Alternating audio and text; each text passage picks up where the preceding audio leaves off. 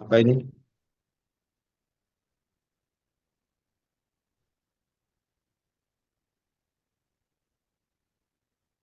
Siapa sekarang?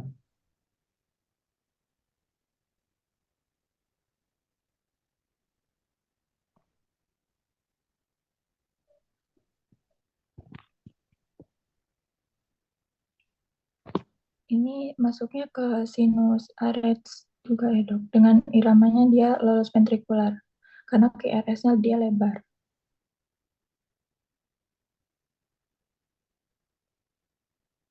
Hmm, coba QRS rate-nya berapa itu? 23 kali per menit. QRS rate-nya 23. QRS duration-nya, lebar QRS-nya berapa kotak itu?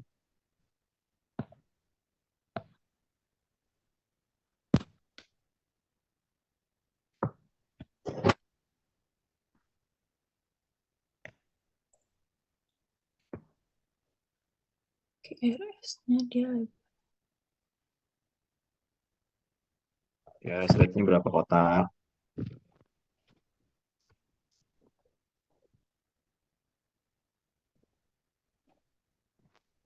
Lah, tinggal dihitung itu berapa kotak QRS rate-nya. Kota kecil dong. Berapa kotak tuh gelombang QRS-nya tuh, dia lebarnya berapa kotak? Untuk yang kota kecilnya 5. 5. Jadi dia berapa?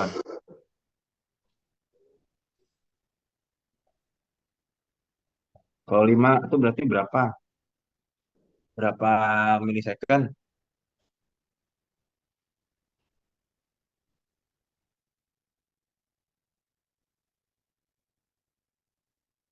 Nah, makanya kalian harus tahu nih baca EKG normalnya ya.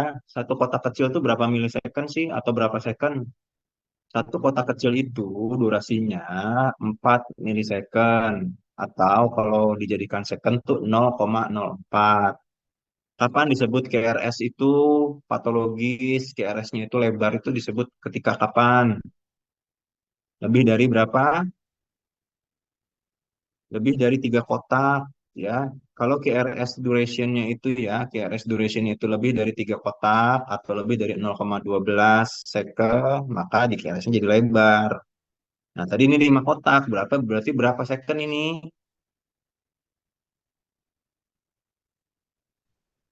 0,2 dok. Ya, jadi ini lebar nggak? Lebar. Maka QRS-nya. itulah alasannya disebut ini irama ventricular escape rhythm. Ya, sinus arrest dengan ventricular escape rhythm atau penyelamat apa yang kalian bilang itu tadi penyelamat ventricular. Tuh ya, Iya dok. irama lolos ventricular atau irama penyelamat ventricular. Ya, harus paham ya, harus paham tuh kenapa-kenapanya. Jadi nanti kalian nggak bingung bacanya. Lanjut.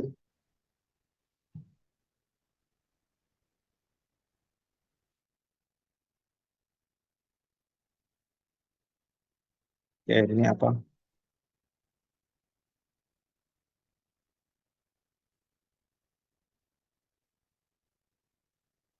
Izin menjawab dokter, ini dia Ya, AV block total, terus dia berarti sinus rhythm diikuti dengan em, irama lalos junctional dok.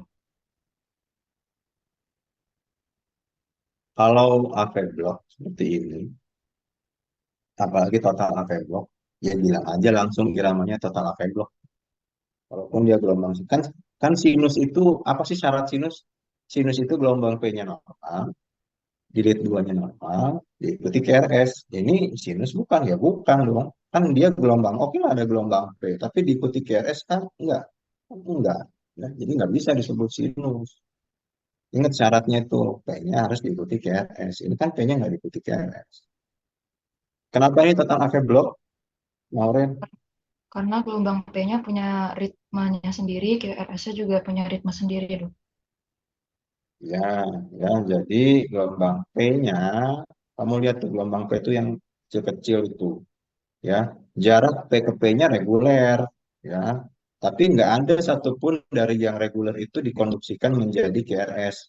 Dok, tapi itu ada tuh yang dekat yang awal-awal ada gelombang P terus GNS. Apakah itu disalurkan? Tidak, ya. Tidak, itu tidak disalurkan. Itu adalah iramanya sendiri. Bagaimana tahunya, Dok? Ya kamu lihat aja. Gelombang P-nya kan itu reguler. Harusnya di regularitas gelombang P seperti itu paling tidak ada lah yang disalurkan. Tapi tidak ada. Lalu yang nempel dekat gelombang P dan jadi QRS itu apa, Dok? Yaitu irama escape rhythm-nya. Kebetulan saja munculnya berdekatan, ya. Jadi atriumnya berkontraksi, ventrikulnya berkontraksi. Makanya nempel atau seolah-olah kayak gitu. Oh, terus mungkin nggak gelombang P-nya nggak kelihatan. Mungkin-mungkin aja ketika dia sama-sama berkontraksi, atriumnya berkontraksi, ventrikulnya berkontraksi, sehingga gelombang P-nya tenggelam dalam gelombang QRS, jadi nggak kelihatan. Ini adalah suatu total averblock. Dan bentuk QRS-nya sempit-sempit, jadi escape rhythm-nya dari ya. Oke, lanjut.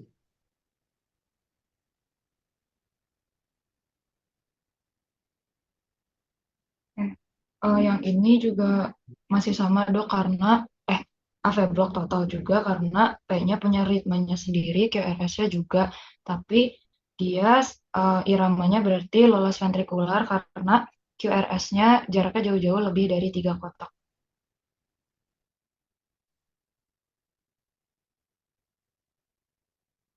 Oke, jadi ini TAVB juga, ya, total averblock juga dengan ventricular escape rhythm. Kata apa ya, QRS.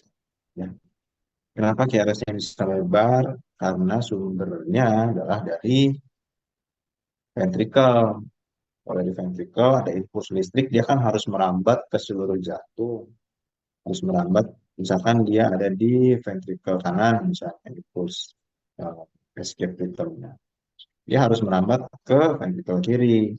Ada jarak yang jauh tuh dari ventricle kanan ke ventricle kiri, sehingga bentukannya akan menjadi lebar. Ya, butuh waktu dari rambatan listrik dari kanan ke kiri atau sebaliknya dari kiri ke kanan, ya, melewati septum, melewati jaringan-jaringan lain sehingga sampai ke tujuan. Beda dengan irama junctional. Irama junctional itu walaupun dia tetap di ventricle, tapi dia munculnya tuh mungkin dari septum atau dari his, ya, dari berkas his, sehingga ketika dia munculnya di sana, listriknya akan mengikuti jalur konduksi yang normal. Dia akan di septum mengalir, kemudian bercabang ke kiri dan kanan sesuai dengan gambaran kontraksi. Karena durasi waktu untuk sampai ke seluruh ventrikel, karena dia bercabang di tengah, ke kiri dan kanan durasinya sama, makanya sempit. Ya, kita tahu QRS itu kan adalah gambaran kontraksi dari ventrikel dan gambaran electrical eh, conduction-nya, konduksi elektriknya. Jadi kalau semakin cepat dia selesai, maka akan semakin sempit dia durasinya. Tapi kalau munculnya itu di dinding lateral ventrikel kanan, misalnya, terus dia harus merambat sampai ke ventrikel kiri, maka butuh waktu rambatan dari ujung ventrikel kanan harus merambat dulu ke septum. Dan dari septum baru merambat lagi ke ventrikel kiri. Maka jadi dua kalinya, sehingga makanya itu jadi lebar. Ya, oke, lanjut. Eh, untuk yang ini itu dia ventricular tachycardy. Kenapa? Karena di sini kelihatan kalau misalkan QRS-nya itu melebar-melebar. Eh, jadi gangguannya di ventricle. Jadi iramanya tuh di iramanya ventrikular. Terus dia itu monomorfik. Kenapa dia monomorfik? Karena bentukan QRS-nya untuk setiap ritme itu dia sama, Dok. Jadi dia ventricular tachycardy monomorfik.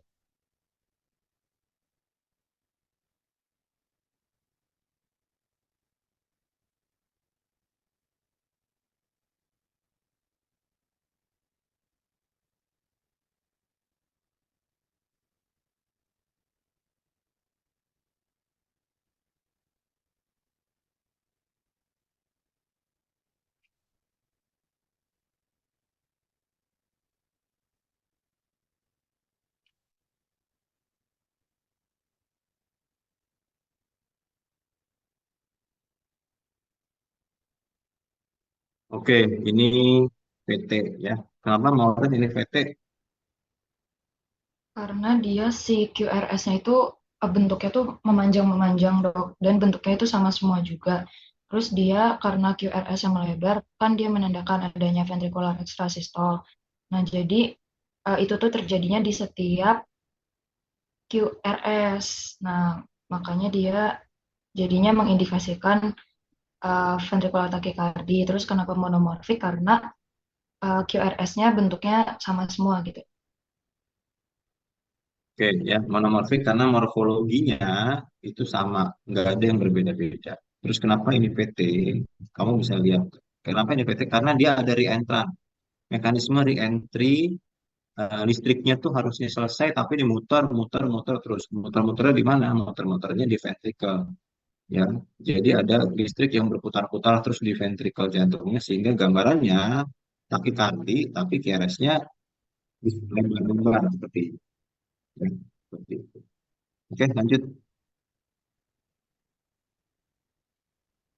Nah, yang ini itu dia ventricular extrasystole atau prematur ventricular complex. Kenapa? Karena kelihatan si QRS-nya tuh ada yang dia datangnya duluan gitu dok. Jadi iramanya nggak sama gitu. Karena dia ada uh, extrasystole-nya tuh yang berurutan lebih dari 3 kali, kayak yang kelihatan di prekordial dan ya prekordial itu berarti dia PVC-nya itu triplet ya dok kalau nggak salah. Oke, jadi kalau misalkan yang seperti yang sebelumnya, itu kamu bisa langsung bilang itu iramanya apa PT ya PT ya. Tadi tadi. Jika kamu melihat yang seperti ini, maka kamu harus bilang dulu irama sinus, sorry, irama normalnya apa? Irama normalnya ini adalah sinus, ya. Jadi kamu harus bisa bilang nih, ini iramanya apa? Misalkan sinus bisa kelihatan nggak? Ya, ini heart rate-nya apa lah? Sinus ritme, ya. Kalau kamu lihat tuh di lead 2 ada gelombang sinus ke gelombang sinusnya lagi, jaraknya tidak terlalu lebar ya. Jadi ini sinus ritme dengan episode VES ya tadi ya VES ya ventricular escape systole eh, yang kuplet. Kuplet itu apa? Kuplet itu kalau misalkan PC ya premature ventricular contraction atau VS ventricular systole-nya itu berdampingan seperti ini. Sorry, dampingan seperti ini. Ini namanya kuplet. Ya, ada dua. Kalau tiga, namanya triplet. Ya, kalau lebih dari tiga, itu namanya non-sustain VT. Ini disebut sebagai non-sustain VT. Ya, jadi nggak ada tuh quadriplet itu nggak ada.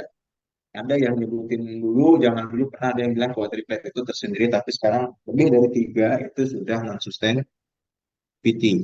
Ya, jadi gambaran ini adalah, jadi kalau misalkan bikin kesimpulannya seperti apa? Ini sinus ritme dengan episode ventricular excitatory dan non-sustain VT. Ya, apa sih yang disebut non-sustain VT? Ya non-sustain ya, jadi dia tuh tidak terus-terusan PT gitu ya, tidak lebih dari 30 detik dia PT-nya. Sorry, lebih dari 6 detik dia PT-nya. Kalau udah itu ya berarti udah PT ya,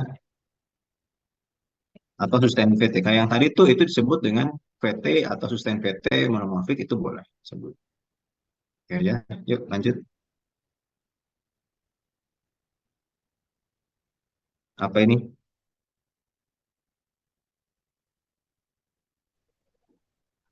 Izin dok, ini ventricular tachycardia juga yang polimorfik karena kompleks QRS-nya melebar. Terus kenapa polimorfik? Karena morfologi kompleks QRS-nya beda-beda. Ya, ini Ada yang beda-beda tinggi, ya. ada yang Kalian kecil. harus bisa melihat perbedaannya. Kalau kalian nggak jeli, ya ini disebut VT aja. Tapi sebutnya ini polimorfik. Wah, ya itu beda tuh ya. Kalau kamu lihatnya di lead AVF mungkin sama, di lead 3 mungkin kelihatannya akan ada yang sama. Ya harus jeli betul mana sih yang beda. Kamu lihat sih, Ini beda, ya. Ini beda, ini beda, ini beda lagi ya. Makanya bentuknya sebagai suatu polimorfik. Oke, lanjut.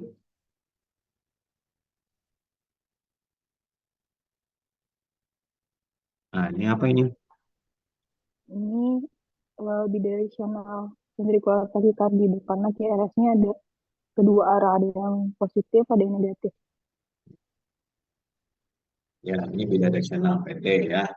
Tapi kalau kamu bingung ini bidirectional atau enggak, atau apalah itu, kamu masih boleh bilang ini PT polimorfik, karena morfologinya beda. Ya, ketika kamu bilang ini PT polimorfik, ya betul juga. Tapi kalau misalkan kamu bisa bilang ini bidirectional PT, ya betul juga. Ya. Oke, lanjut.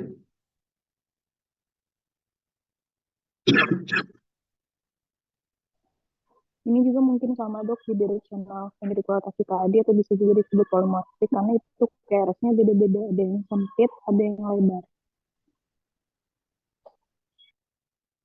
Oke, ini juga sama ya variasinya dari bidirectional VT. Dok, kok beda yang sama yang tadi? Yang tadi tuh kelihatan khas banget di lead precordialnya sebagai suatu VT lebar-lebar. Ini nggak terlalu lebar. Ini jadi VT atau bukan? Ya ini VT ya. Jadi kamu tetap nggak boleh cuma lihat dari satu lead. Ketika kamu melihat sesuatu yang meragukan, kamu harus konfirmasi dengan sudut pandang. Di sudut pandang yang lain, kira-kira lebar-lebar banget, tuh, terutama di ekstremitas ya. Kalian seperti itu. Yuk, lanjut. Apa ini? Ini ventricle fibrilasi dok, karena irama ventrikelnya nggak beraturan sama sekali tinggi. Nah, pertanyaannya kenapa ini tidak disebut sebagai polymorphic VT? Kalau irama ventrikelnya tidak beraturan, kan polymorphic VT juga irama ventrikelnya tidak beraturan.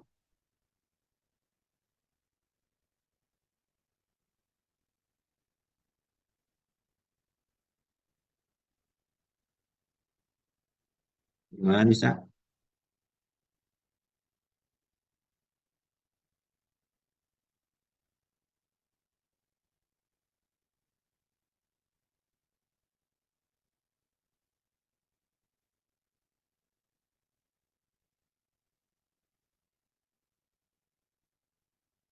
Oke, ada yang mau bantu?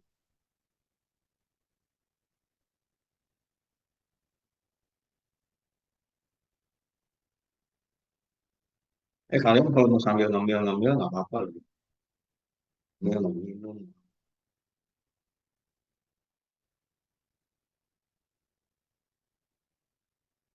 Kenapa nih Pak?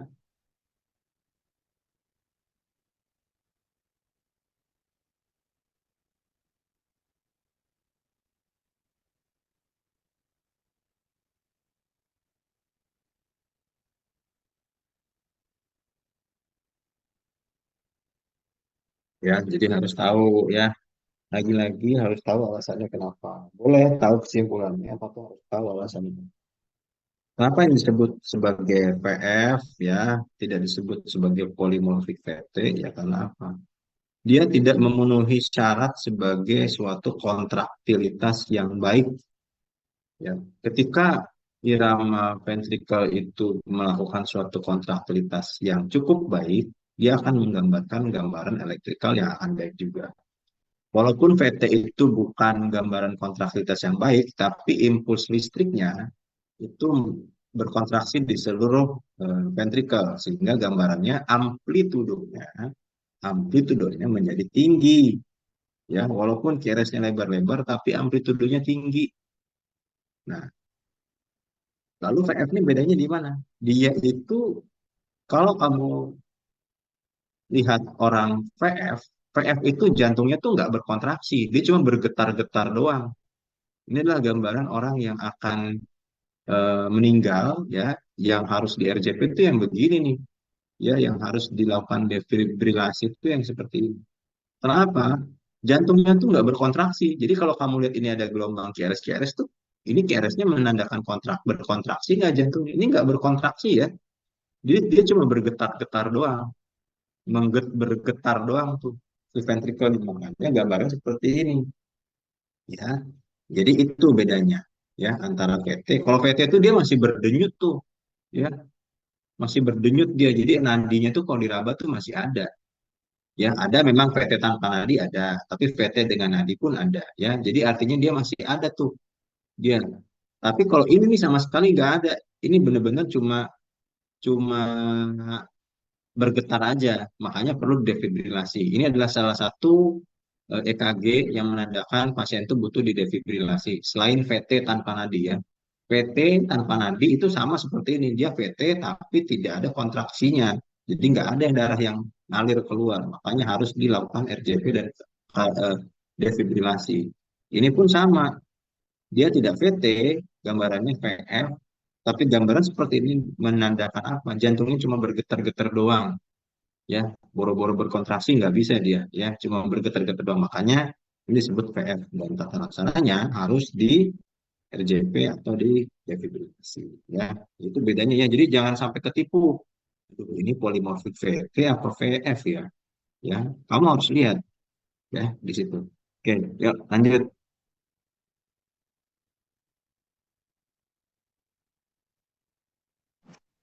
Izin menjawab dok. Ya.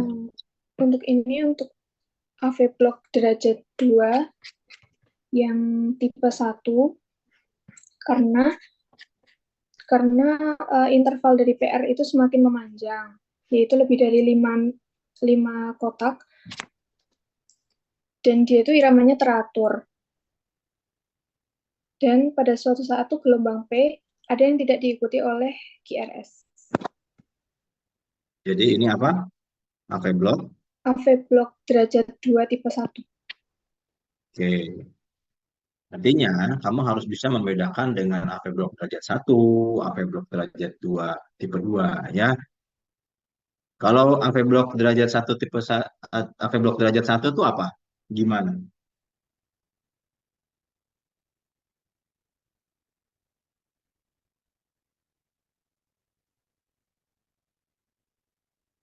Dia masih reguler dok, dia hanya memanjang PR intervalnya. Tapi kalau misalnya AV block yang grade 2 tipe 1 itu semakin memanjang gitu. Jadi mungkin yang pertama itu kayak jaraknya 6, terus 7, terus bahkan ada yang tidak diikuti oleh QRS. Oke, itu tipe 1. Kalau tipe 2, derajat 2 tipe 2,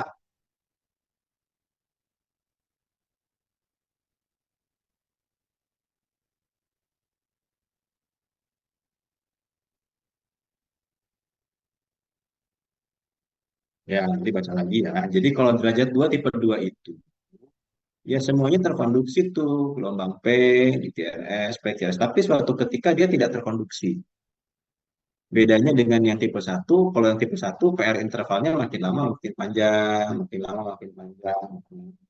Tapi kalau tipe 2, dia jaraknya segitu-gitu aja PR intervalnya, tapi suatu ketika ada P yang tidak terkonduksi menjadi gelombang PRS. Ya.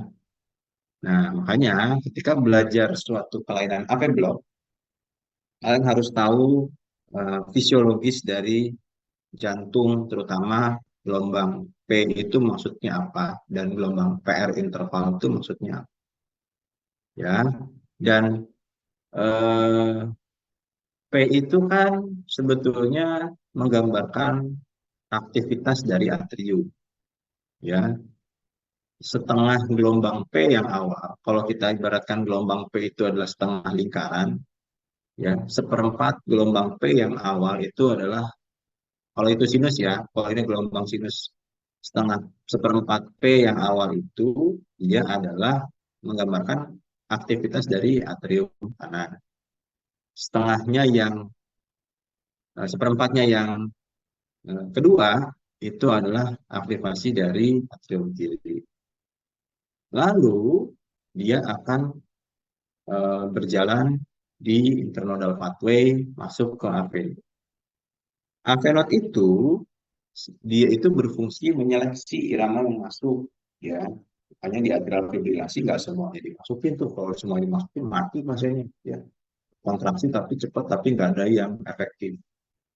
Jadi Avenot itu dia menyeleksi dan dia memperlambat, ya, dia ada delaying dari impuls yang berasal dari S-anode masuk ke Avenot, dia mengalami delay. Nah, delaynya itulah yang tergambar dalam EKG sebagai apa? Sebagai PR interval. Lihat ya. Jadi PR interval itu adalah kondisi delay yang terjadi di Avenot. Sehingga ketika kamu melihat adanya AV block derajat 1, PR intervalnya itu gimana?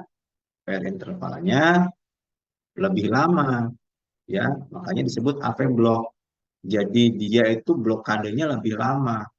Blokadenya tipenya yang AV block derajat 1. Makanya kalau ada PR interval lebih dari 0,2 second, maka disebut itu suatu AV block. Tinggal dilihat nih nanti AV blocknya yang masuk ke. Oke, ya itu adalah prinsip. Jadi ketika belajar AV block harus tahu tuh maksudnya PR interval tuh gimana.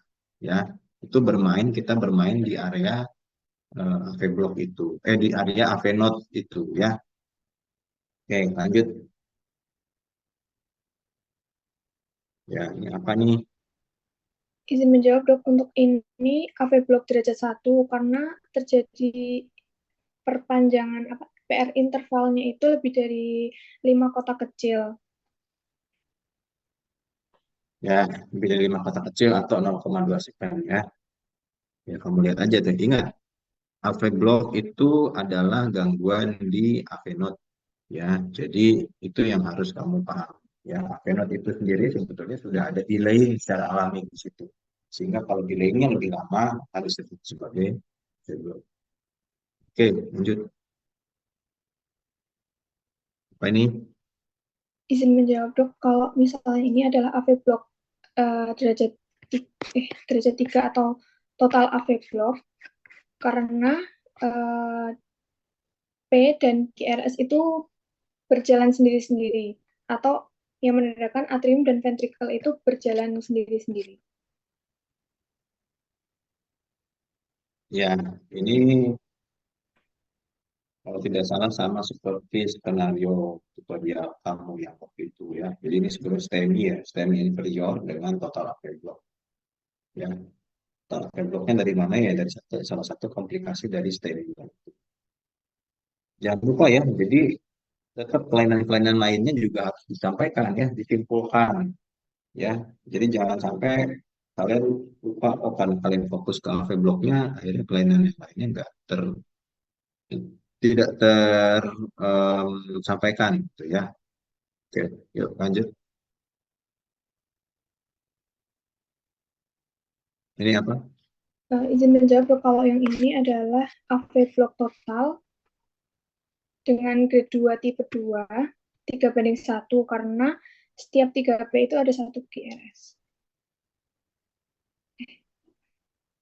Ya, jadi nanti baca lagi ya tentang AV block. Jadi dulu ya ada yang menggabungkan antara AV block derajat 3 atau high degree AV block itu dengan total AV block. Tapi untuk makin ke sini sebetulnya ya tidak sesimpel itu ya, tidak serta-merta seperti itu, gitu ya. Jadi eh, kalau total AV block itu sama sekali tidak ada gelombang P yang akan dikonduksi menjadi gelombang QRS. Tapi kalau eh, high degree AV block, ya kita lihat gelombang P-nya itu seperti ini ya. Gelombang P-nya itu ada, tapi tidak semua terkonduksi menjadi QRS. Ya, kamu lihat di situ sampai 3 tuh, 1, 2, 3 baru terkonduksi, 1, 2, 3 baru terkonduksi. Ya. Atau kalau ini juga bisa kalian sebut sebagai ya derajat 2 tipe 2. Kenapa ya? Ada gelombang P ikut QRS, gelombang P ikut SS, kemudian ada satu yang tidak terkonduksi, kemudian masuk ke gelombang QRS selanjutnya. Ya, lalu ada lagi yang jadi kamu bisa sebut sebagai ya itu tadi betul ya. AV block derajat 2 tipe 2 atau high degree AV block atau AV block derajat 3 dengan eh, perbandingan 3:1. Itu juga bisa. Ya, memang AV block kalau bergabung seperti ini agak tricky. Nanti kamu boleh lihat deh yang khasnya ya high degree AV block itu seperti apa, AV block derajat 2 tipe 2 itu seperti apa, total AV block itu seperti apa. Ya, biar nggak keliru, biar nggak ketukar-tukar. Ya, tapi nanti pas OSCE misalkan kamu ketemu ini terus kamu bilang high degree AV block ya masih oke lah, masih boleh kayak gitu ya. Oke, yuk lanjut.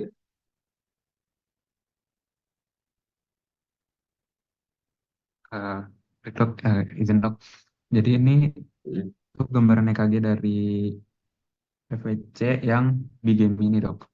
Karena dia di sini terlihat ada satu yang di QRS, yang QRS-nya itu masih ada yang rapat, terus ada lagi diikuti dengan irama yang QRS-nya itu terlihat lebih lebar dok. Oke, jadi ini iramanya apa? Ini iramanya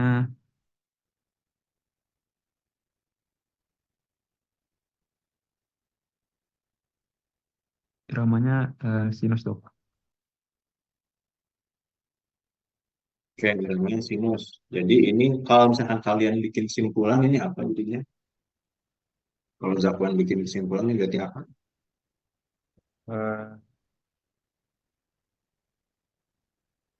Sinus ini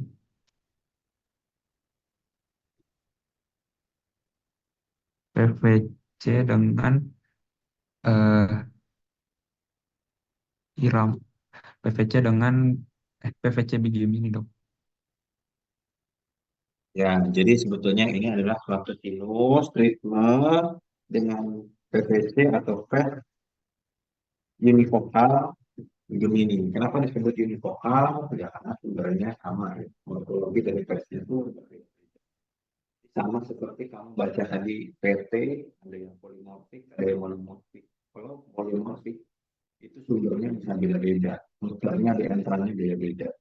Tapi kalau monomorfik yaitu satu morfologi, yaitu satu sumber, tapi reentra. Flash juga begitu. Saat flashnya itu cuma muncul di satu titik di ventricle, sehingga sebenarnya univokal.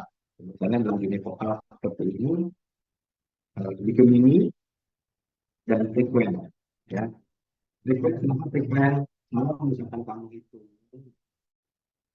dalam titik itu banyak, ya berarti itu frekuen. Ya, tapi kalau enggak, ya berarti ya non frekuen. Jadi kesimpulan lengkapnya seperti apa? Dengan dengan fast univokal di Gemini frekuen. Ya. Tapi nanti pas baca kamu bilang sinus ritme dengan fast begini ini aja ya udah boleh. Tapi kalau mau lengkap sinus ritme dengan fast univokal frekuen di Gemini.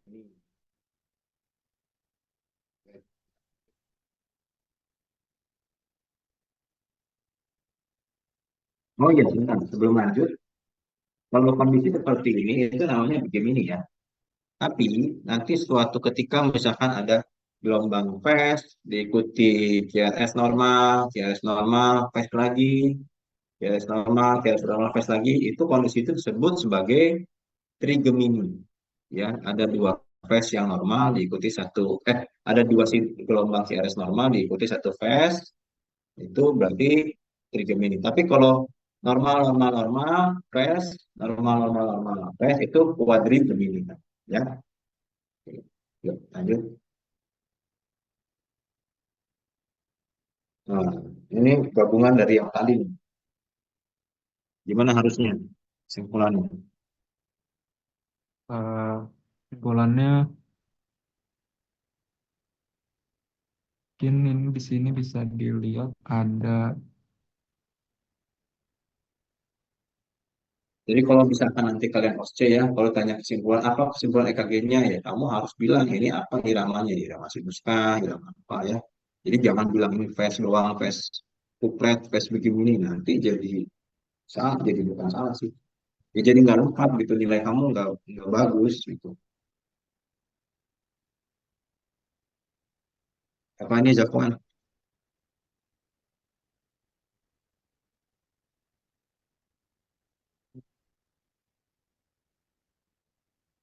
Ada yang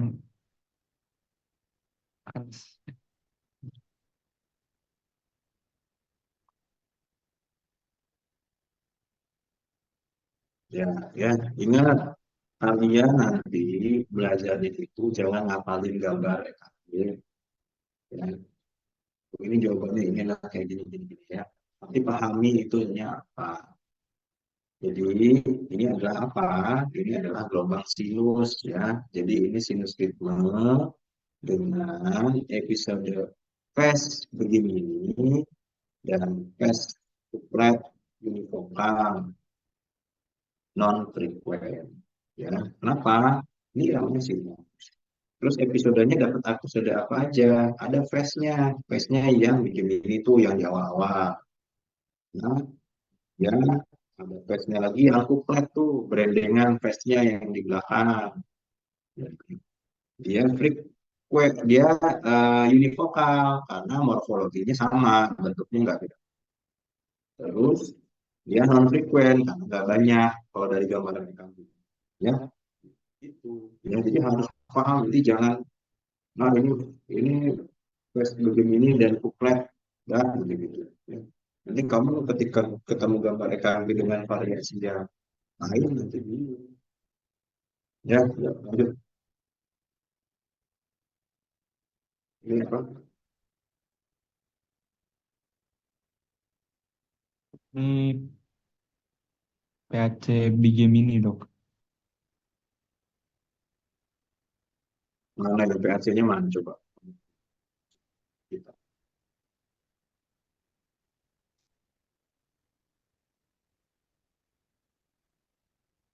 PAC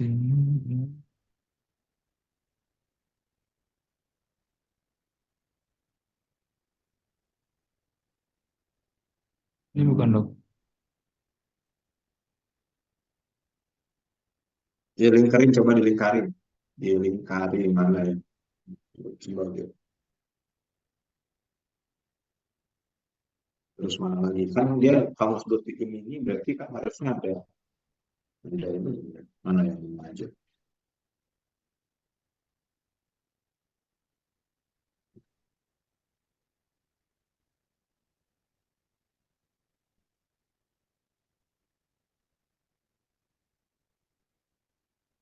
Oke.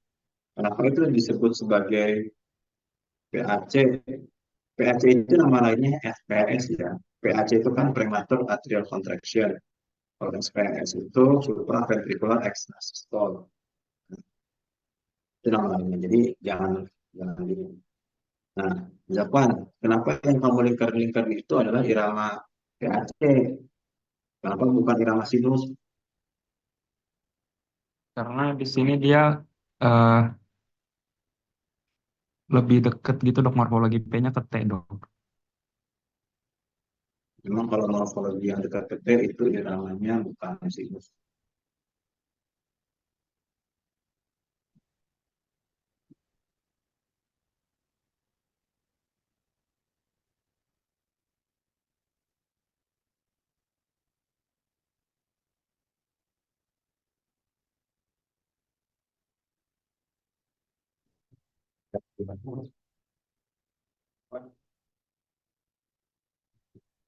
Yang lain ada yang bantu apa-apa.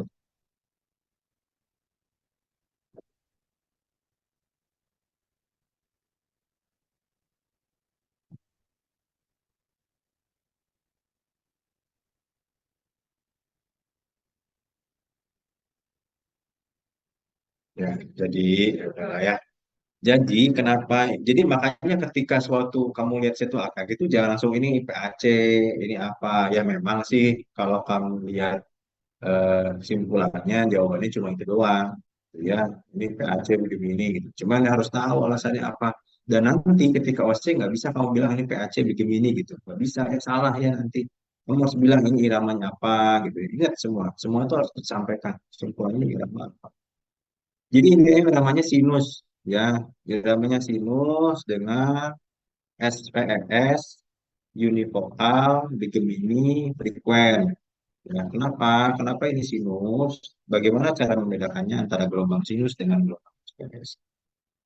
Ya, kalau waktu belajar EKG atau belajar fisiologi jantung, ada yang namanya refractory period, ya kan? Ya, ya, ingat nggak? Ada yang namanya refractory period. Jadi, setelah satu gelombang itu biasanya akan muncul dulu refractory periodnya, ya kan? Ketika refractory periodnya itu tidak terlakukan dengan baik, kemudian muncul impuls baru entah dari mana yang mengalahkan irama aslinya, maka itu adalah gelombang yang lain, bilang gelombang yang patologisnya. Di sini gelombang patologisnya yang mengalahkan refractory periodnya adalah ya gelombang yang keduanya itu. Itulah kenapa gelombangnya menjadi dekat dengan gelombang T. Ya, itu dasarnya itu. Tapi apakah semua yang dekat gelombang T itu pasti SWS? Ya belum tentu juga. Ya. Itu yang pertama. Yang kedua, kamu lihat dari gelombang morfologinya. Ya, kamu lihat tuh yang gelombang sinusnya seperti apa. Ya, ketika gelombang SPS-nya itu kan beda gelombang P-nya. Ya, gelombang P-nya lebih lebar dan lebih tinggi. Jadi nggak mungkin itu adalah gelombang sinus. Oke, ya, jadi harus tahu tuh dasarnya apa, simpulannya apa ya. Oke, lanjut.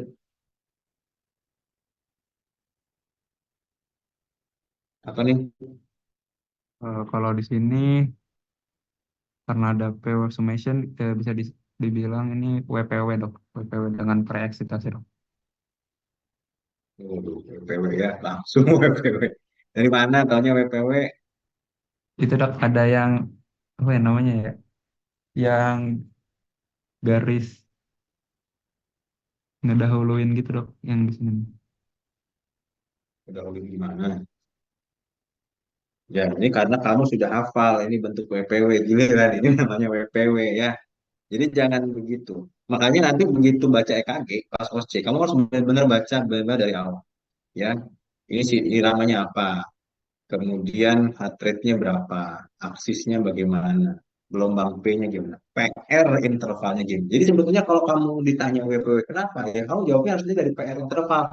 Jawab PR intervalnya nggak ada, atau PR intervalnya terlalu pendek dan ditemukan dengan gelombang P. Itu jawabannya, ya. Jadi kalau kamu menghafalin mah nggak akan kelihatan. Jadi pasti nanti kalau pengujinya tahu, wah ini nggak bisa nih. Berarti dia ngapalin. Ya. Harus tahu ininya, penyebabnya kenapa ini disebut sebagai WPW. Dengan cara apa? Makanya dengan kamu membaca EKG, dengan kaidah membaca EKG yang benar, kelainan-kelainannya akan terjawab. Nah, oke, jadi disebut WPW kenapa ya? Karena pertama nih, PR intervalnya nggak kelihatan, bukan nggak kelihatan ya, terlalu pendek dari gelombang P ke kompleks KRS-nya terlalu pendek. Penyebabnya apa? Ya sebetulnya karena ya WPW-nya itu atau adanya sindrom aksesori W-nya itu, ya.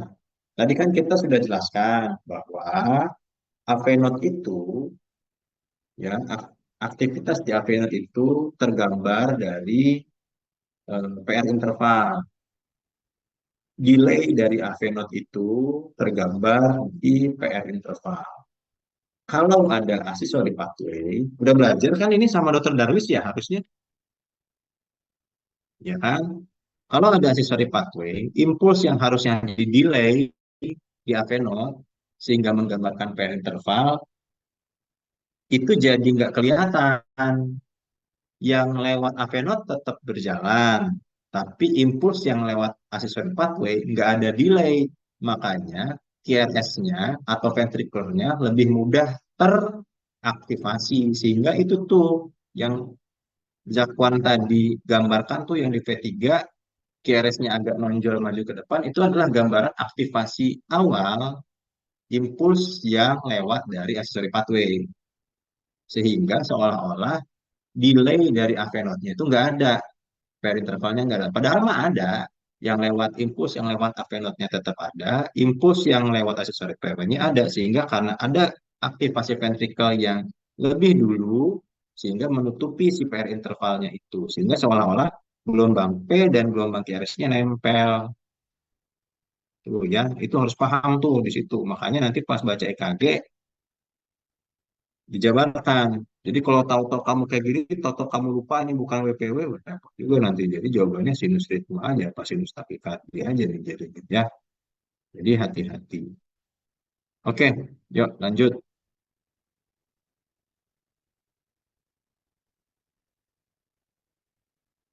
Masih banyak masih berapa lagi sih?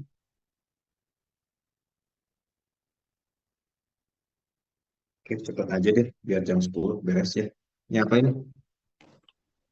Baik, izin dokter.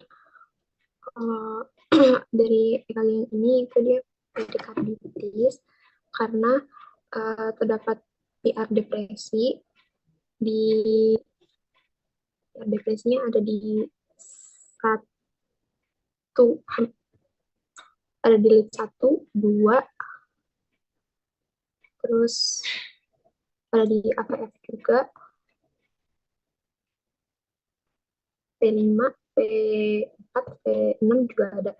Terus dia terdapat yang khasnya ada ST elevasi konkav, dan itu dia hampir di semua lead untuk ST elevasinya. Terus Oke, tidak, jadi kalau kalau kamu melihat gambaran EKG gini, kamu harus lihat klinisnya. Nanti pasti ada kan ada skenario, ya. Kamu harus lihat klinisnya. Kalau klinisnya nyeri dada dengan tanda-tanda perikardis. Perikardis sudah belajar kan ya, kelainan perikard ya waktu kuliah. Kalau kamu ketemu gambaran EKG seperti ini, tapi klinisnya orangnya sehat-sehat aja, laki-laki usia muda, aktif olahraga dan lain-lain, itu suatu kelainan. Tapi misalkan pasien, misalkan laki-laki usia 30 tahunan, datang dengan keluhan batuk lama 3 bulan, ada keluhan nyeri dada, misalnya. Keluhan nyeri dada digambarkan gambaran EKG seperti ini. Nah, kok bisa kamu curigain itu? Jangan-jangan dia perikarditis TB. Gambarannya apa? Jadi tadi ada estelasi yang masif ya, diffuse ya. Kemudian gambarannya tadi yang kamu bilang kontak. Kemudian pas ketika kamu lihat PR segmennya itu ada gambaran segmen PR depresi. Karena kadang-kadang seumuran kalian ini bisa aja sebetulnya ada ST elevasi, tapi ST elevasi yang normal ya. Dia bentuknya konkav juga. Itu tapi bisa itu apakah itu suatu kelainan? Ya enggak ya. Ya. Jadi ada namanya benign early repolarization. Benign early repolarization.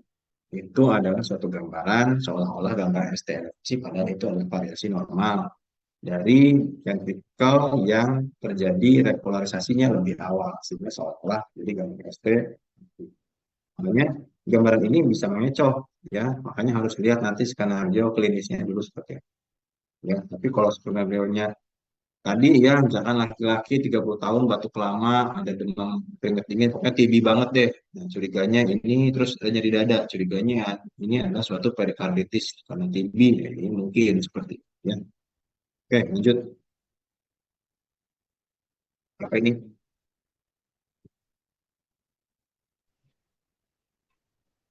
kalau ini itu LBBB, di mana terdapat, kalau LBB itu kita lihat dari V1 sama V6 ya. Nah, di situ nanti ada, kalau di V1-nya ada ciri khasnya itu ada S yang dalam, sama kalau di V6-nya itu kayak dia ada R yang meningkat, terus setelah itu Oke lah, ya, udah tahu ya, ini adalah suatu LBBB. Iramanya apa ini?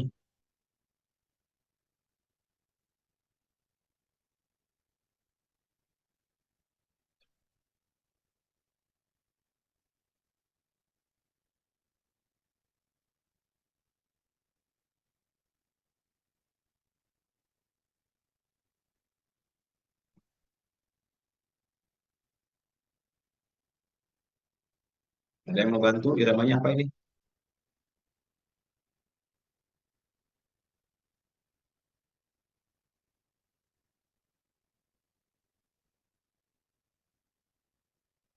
Ayo, jangan lupakan yang tadi yang udah dipelajari.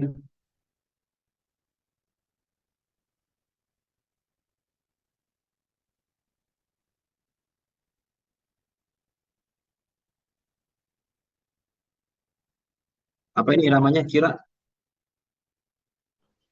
Sinus tuh. sinus. Mana emang ada gelombang P-nya?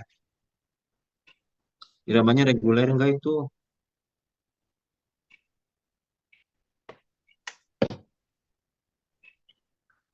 Enggak, Dok. Ada enggak gelombang P-nya?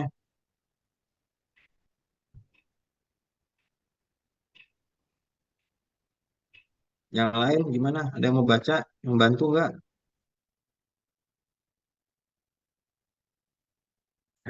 Oke, ya. Jadi kalian masih menghafal nih, ya. Oh ini algoritmnya. Jadi kunci jawaban itu ya digunakan supaya kamu mengetahui mana kelainannya. Tapi bukan berarti itu kesimpulannya, ya. Kunci jawaban itu dipakai supaya teman-teman tahu. Oh jadi jangan sampai lupa nih di EKG ini ada LBBB-nya. Tapi bukan berarti ini cuma LBBB doang, kan ya. Jadi kalau tanya irama, ini apa? Ini iramanya atrial, ya. Atrial apa? Atrial fibrilasi loh ini. Ini atrial fibrilasi ya. Ini atrial fibrilasi. Coba deh kamu lihat tuh. Ya, ini atrial fibrilasi ya dengan rapid ventricular response dan complete RBB, complete LBBB ya. Jadi itu jawabannya ya. Makanya saya bilang dari awal baca baca itu dari irama irama irama ya. Jadi jangan sampai oke lah betul oke ini LBBB tapi apa gitu ya. Nanti pas OSCE tuh nggak bisa kalau kamu sebut LBBB doang ya nggak sempurna dia ya. Oke ya, itu ya. Yuk lanjut deh. Apa nih? Oh, ini yang RBBB-nya, Dok. Di mana dia ada ciri khasnya ada seperti telinga kelinci di V1 dan V2-nya. Oke, kamu udah tahu ini RBBB. Ini apa iramanya? Jadi kesimpulannya apa ini?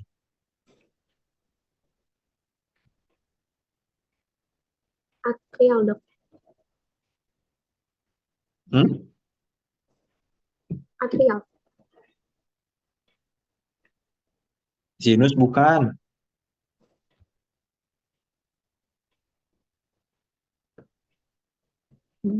Hmm,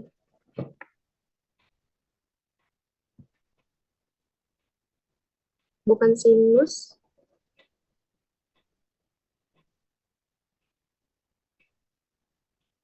Ya, jadi kalau mau lengkapnya nih ya, makanya nanti harus baca lengkap-lengkap tuh gitu. Ini adalah sinus ritme dengan left axis deviation dengan AV block derajat 1 dengan complete RBBB ya. Makanya bacanya harus runut ya, irama, rate, sis, dari interval, gelombang P-nya gimana, ya, dengan kelainan morfologi QRS-nya gimana. Sehingga kan kebaca semua, gitu, ya. Ya, jadi pesan saya yang mau C baca dari wah, jangan sampai ada yang lupa.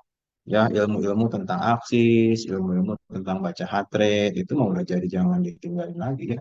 Udah jadi harus di luar kepala. Yuk, lanjut. Apa ini? Ini perkaliannya, Dok. Ya, ini gambaran kelainannya hiperkalemia.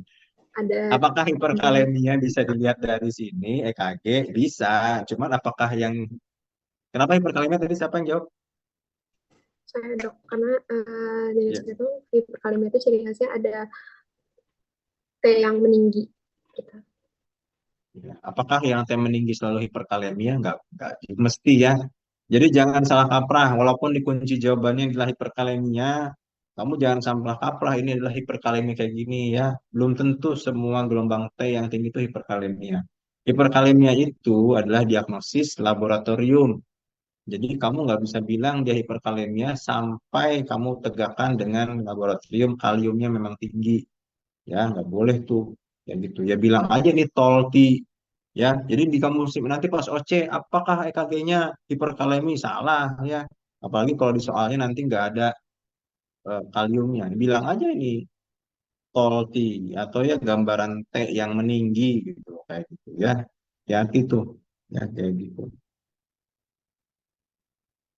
Oke, ya ini seperti tadi coba belajar untuk menginterpretasikan EKG-nya secara lengkap ya. Ini bukan tolti aja, ini ada yang lain ya. Salah satunya adalah old myocard infarct anterior, OMI anterior dan adanya LPH ya. Jadi kriteria OMI-nya jangan sampai lupa, kriteria LPH-nya juga jangan sampai lupa ya. Oke, lanjut. Apa ini? Izin jawab dok, itu hiperkalemia. Bilang hiperkalemia lagi.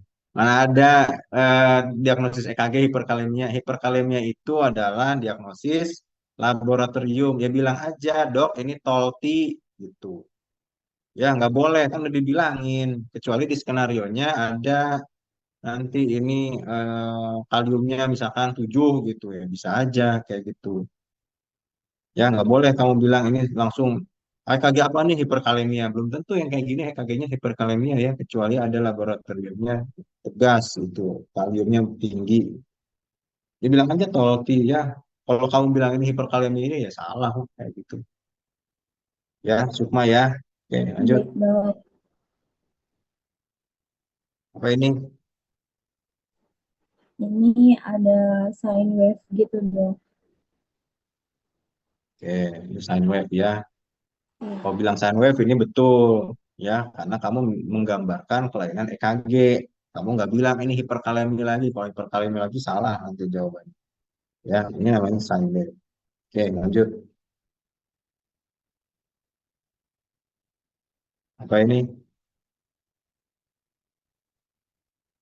Ini sama dok, ada sine wave sama ada tol T. Ya, ya ini sine wave juga tuh kayak gini. Oke, lanjut. Apa ini?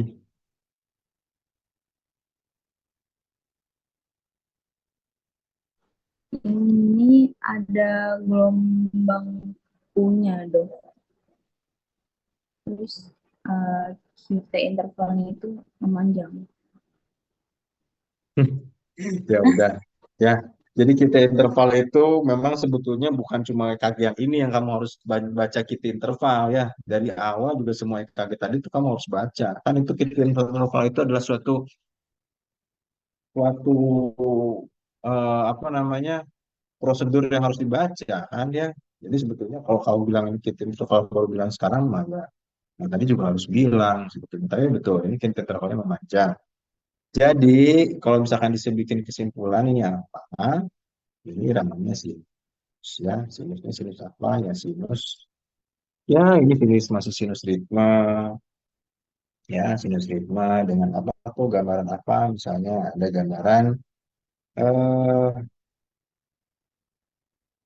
23 AVF-nya seperti gambaran T inversi ya. Jadi sinus ritme dengan iskemik di inferior dengan episode VT polimorfi. Nah, jadi ya lengkap-lengkap ya nanti belajar bikin diagnosisnya lengkap. Lanjut. Ah, gampang lima apa ini? Izin dok. Ini STEMI anterior inferior karena di lead 23 AFF-nya ada ST elevasi dan juga di 1234. Ya. Oke lah ya. Nanti pas OC iramanya harus disebutin ya. Ya, ini STEMI ya, infero anterolateral ya. Oke, lanjut.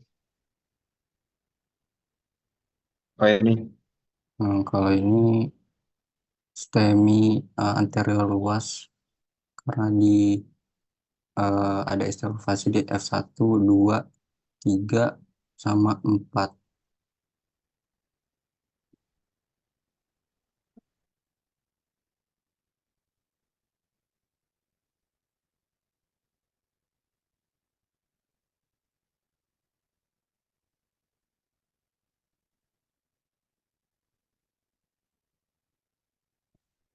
oke lanjut. Kalau ini STEMI anteroseptal karena estivasinya ada di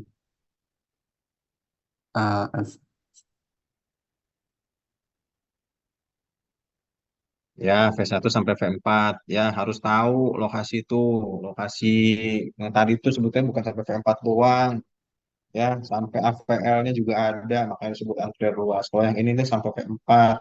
Kamu harus tahu lokasi-lokasinya. V1, V2 itu septal. V3, V4 itu anterior. V5, V6 itu lateral. Satu dan AVL itu high lateral. Dua, tiga AVL itu inferior. Ya, jadi harus ini jangan ngeraba-raba lagi tuh kayak gitu. Oke, ya, siap, lanjut. Apa ini? Ini STEMI inferior. Oke, stem inferior. Lanjut. Apa lagi?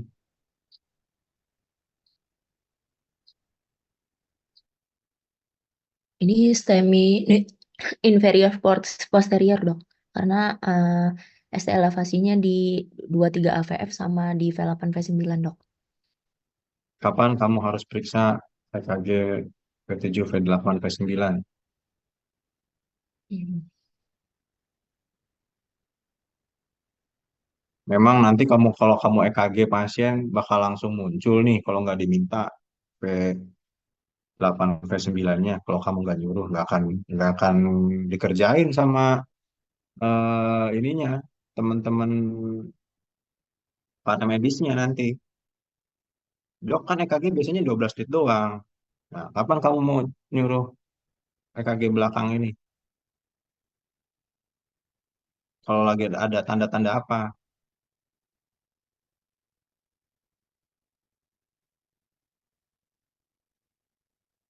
Ya, kan. Ya, jadi kamu kalau mau tahu ada yang di belakang ada kelainan apa enggak, kamu lihat ini inferior, 23 APF-nya elevasi. Terus kamu curiga di belakangnya kena, makanya kamu suruh para medisnya nanti tolong dong EKG posterior, ya. Terus kapan, apakah semua STEMI inferior kamu periksa? Ya enggak, ya kamu lihat tuh di V1, V2, V3-nya ada ST depresi. Curiganya itu adalah gambaran resiprokal atau pencerminan dari STEMI di inferior. Makanya kamu cek tuh bener nggak ya ada ST elevasi di posteriornya. Oh ternyata betul ada elevasi di posteriornya. Makanya berarti betul ini STEMI inferior posterior. Ya, gitu. Yuk lanjut. Kembali. Kalau ini STEMI inferior sama RV dok. Kenapa kamu periksa kanan? Karena inferiornya ST elevasi dok. Terus,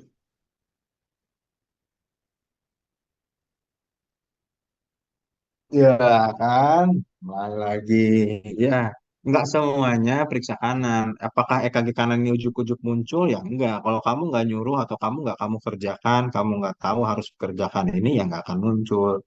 Dilihat tanda-tandanya. Kalau untuk STEMI inferior, kamu lihat yang lain ada ST depresi nggak? Oh, ada ST depresi itu di satu sama AVL-nya. Jika ada ST depresi di satu sama AVL, kamu harus curiga apa? Curiga ada keterlibatan di RV atau ventrikel kanan. Makanya kamu lakukan EKG kanan. Nah, lihat di satu AVL-nya. Jadi kalau misalkan STEMI kayak gini, ya mungkin-mungkin aja STEMI kayak gini. Cuman kan EKG-nya nggak akan tiba-tiba muncul nih, kecuali kamu kerjakan atau kamu suruh para medisnya untuk kerjakan. Ya, oke lanjut. Apa nih? Ini ST depresi di V2, V3, V4, V5, V6, terus di AVL, terus 2, 3 AVF, terus habis itu ST elevasinya di AVR, dok. Ya, ya. Ini kamu harus curiga kalau ST depresinya di banyak grade dan ada ST elevasi di AVR. Ini adalah gambaran suatu kritikal ya, suatu kritikal dari CAD. Bisa sumbatannya itu atau lesinya itu ada di proksimal LAD atau di pangkal dari left main arteri ya. Oke, lanjut. Oke. Oke, sebelum selesai ada yang mau tanya nggak? Ya, titipan saya adalah kalian boleh nih belajarnya itu dengan cara, oh ya saya tahu kunci jawabannya dari EKG ini A, B, C, D, E, F, G, dan lain-lain. Tapi kalian harus tahu alasannya apa. Karena nanti begitu di soal OSCE-nya itu berbeda EKG-nya, bingung kamu nanti. Ini iramanya apa, ini gimana bentuknya, ya. Itu titipan saya. Yang pasti, clue-clue yang tadi sudah kita pelajari itu diingat, ya dilatih lagi seperti apa. Jangan dihafal. Percaya deh, kalau dihafal, alangkah banyaknya manusia yang akan kamu EKG nanti, dan EKG-nya itu akan beda-beda semua. Ya, kalau kamu hafal-hafal cuma plak-plak-plak kayak gitu, ya nggak bisa. Ya, ini kebetulan aja EKG-nya kayak gini. Ada yang lebih berantakan banyak, yang lebih simpel banyak.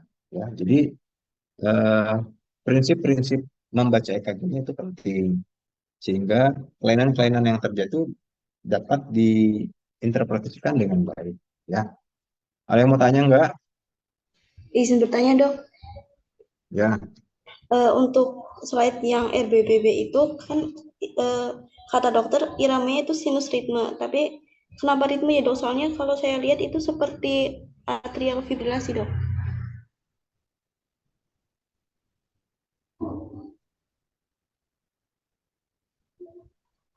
oke benar ya.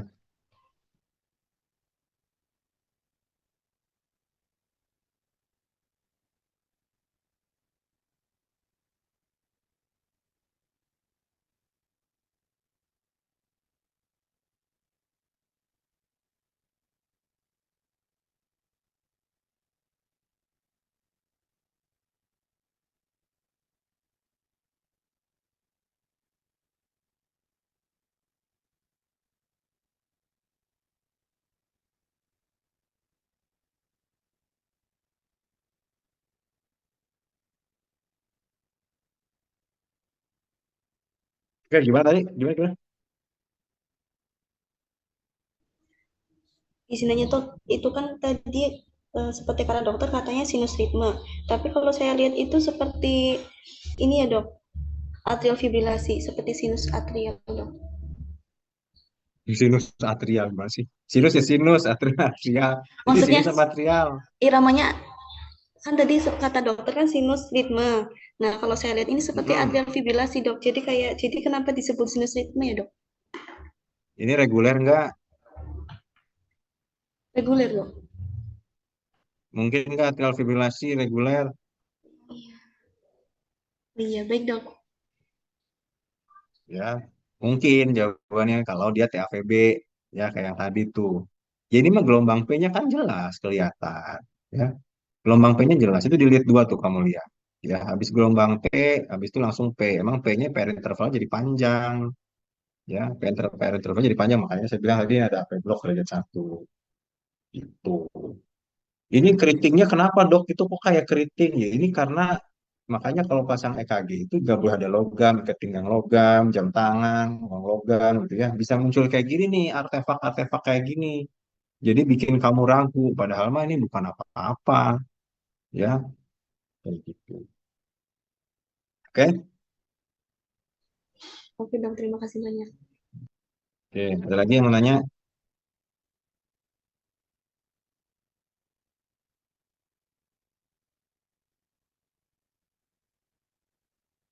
Oke, kalau nggak ada yang mau bertanya, kita cukupkan pertemuan kita pagi ini, ya. Eh, Titipan saya yang tadi, ya. Baca EKG itu tricky supaya nggak terjebak ke dalam jebakannya, baca sesuai kaidah pembacaan EKG yang benar ya. Jadi semua kelainan yang bisa kamu saring itu kena semua. Oke, selamat belajar. Semoga usianya nilainya bagus ya. Kita cukupkan pertemuan kali ini. Oke, Karin tutup. Karin. Baik, terima kasih dokter. Mungkin pertemuan kali ini sudah selesai. Kita tutup dengan doa. Doa dimulai.